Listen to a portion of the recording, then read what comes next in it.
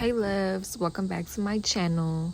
Today we're going to be doing some acrylic toes, and now you guys see my toes need some TLC. It's been a minute since I've sat down and gave myself some self-maintenance, so we're going to do that today. And I was really waiting until my toenails grew out a little bit for my last acrylic toe set, so this video is kind of long overdue, but we'll just get right into this video.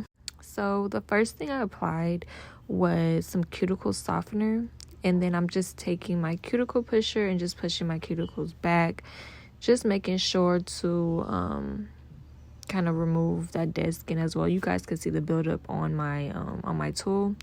Then I take the other side of that cuticle pusher and I'm just getting like all that dirt and stuff that was underneath my toenails, and just to make sure that it's clean, even though we're going to be clipping it down anyways.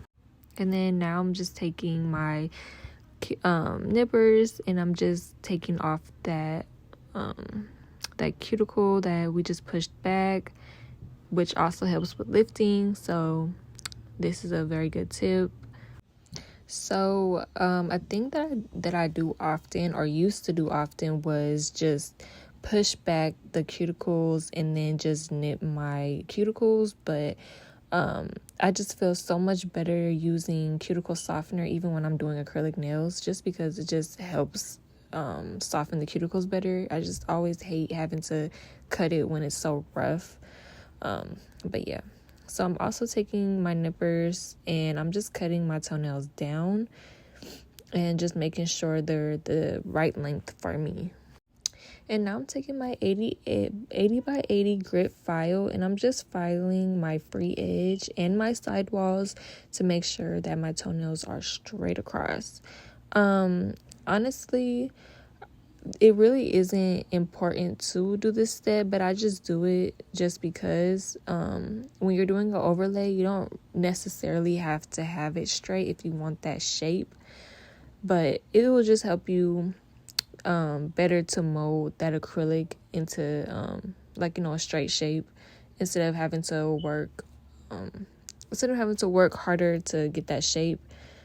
So now I'm taking my cuticle bit and I'm just going around the cuticles to get some more of that dead skin off that you guys see flying everywhere. And all the bits that I'm using will be in the description below, so you guys could check them out. And then I'm taking my sanding band and just filing that shine off my toenails and whatever dead skin is left from me using that cuticle bit. You just want to make sure that your sanding band is parallel to your toenail so you're not damaging your toenail. It's very easy to damage your nails using a sanding band. That's why I'm saying to do it parallel, and to make sure that your RPMs are over 3,000, just to make sure, like I said, you don't damage your nails. Okay, now let's get into the acrylic. I'm using the X-Ray Clear by Dynamic Nail Supply, and then my two preps, which is the protein bond from Young Nails and the No Lift primer.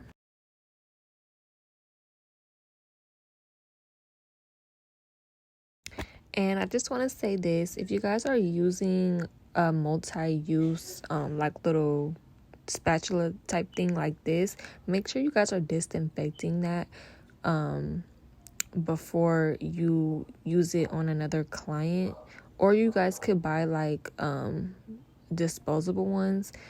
It's just very easy to spread anything, and you don't want to spread anything to your clients or stuff like that. So just make sure you guys are disinfecting your items and your tools. Okay, so now I'm just molding the acrylic to my toe. This bead was more on the wet side, but I was able to mold it into the shape that I wanted, which is square. I like my toenails square, and honestly, it did take me a minute just because it was more on the wet side, so I had a long time for it to dry. Then I'm taking my cuticle bead and making sure not to flood the cuticle and blend that bead up. as you can see on the right hand side, I still need to fix it, so I'm going in with smaller beads and just fixing that right up.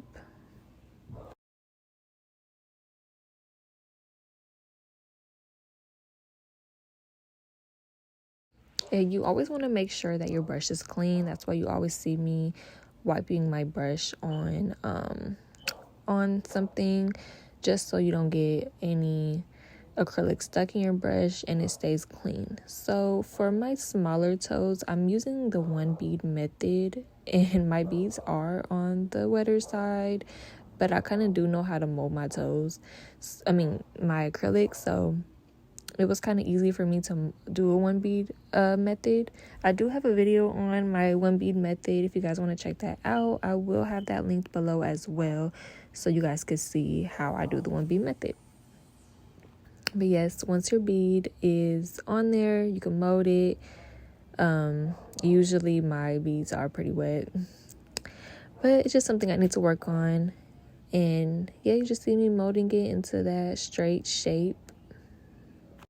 And you guys can see, once I get to that free edge, I always like to make it a little bit longer and then like flatten it out. But then once you flatten it out, make sure that you blend down, because it's going to be like a weird like bump right there, and it's going to be like not cute. So yeah, you guys can see me like blending up, patting it like sideways, and then blending down.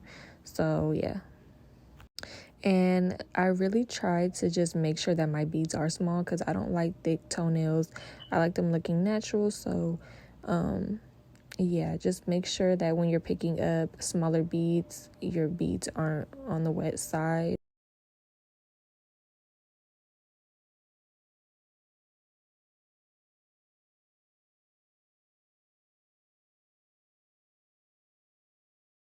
Okay, and then for the pinky toe, I literally did not have no type of toe.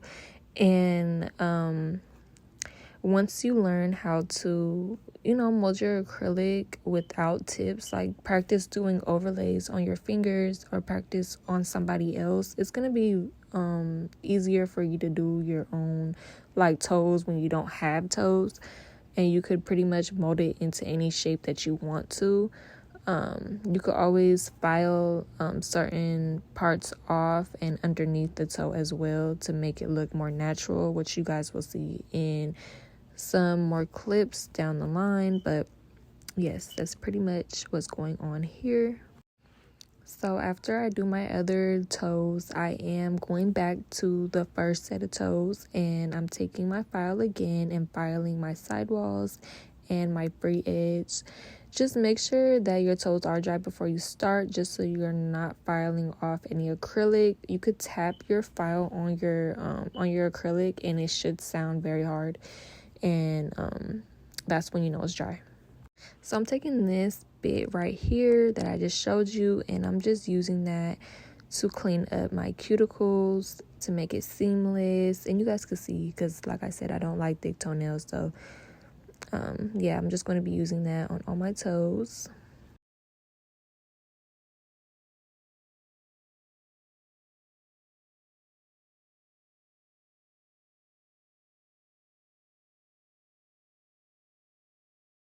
Okay, then I'm taking my sanding band and I'm just sanding my toes. One thing for me, I used to use my file to sand my acrylic down, and it really does hurt your wrist. And now that I'm using a sanding band, it like makes my job so much easier. So yes, I'm just using a sanding band and sand and smoothing out that acrylic. And then I'm taking this bit right here. It's like the first one I used, but it's a lot smaller, and this one is used to go underneath the acrylic to make it like to flatten it out and make it look more natural. And somebody on TikTok actually recommended this bit, and I had to try it, and when I tried it, I literally fell in love with it. So I'm gonna have that link down below for you guys too.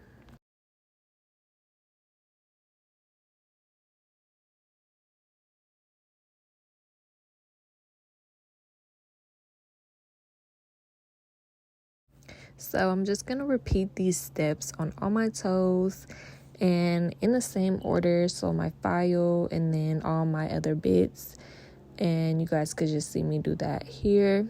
If you guys have any questions or comments on this video, you guys can comment down below, and I will answer your questions either in a video or in the comments. But yeah, if you guys also want to see other videos, please comment down below. I would love to bring content for you guys that you guys would like to see. And if you guys want to learn how to do nails, I could teach you guys whatever you guys need to be taught.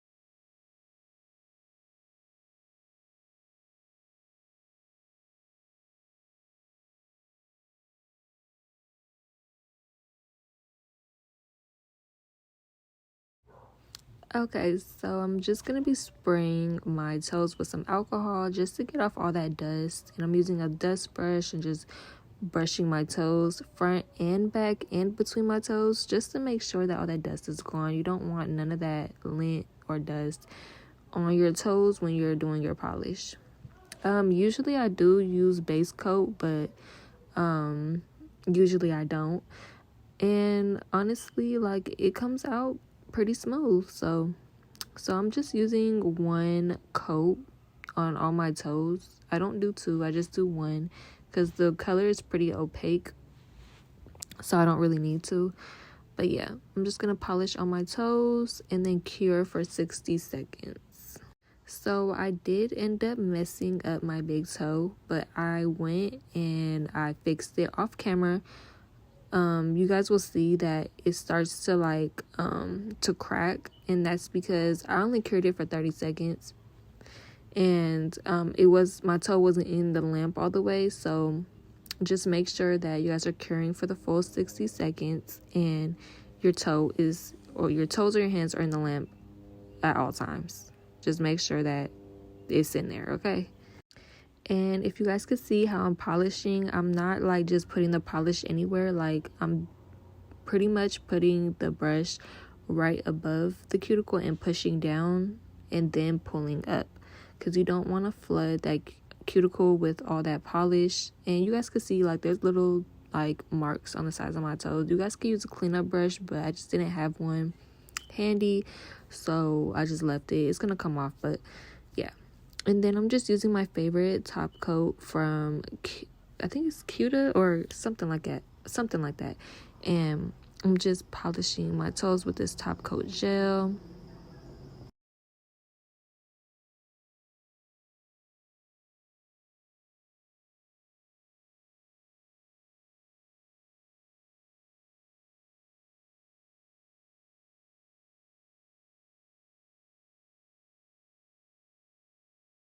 Okay, and then once all that's done, cure for another 60 seconds and make sure all your toes are in the lamp.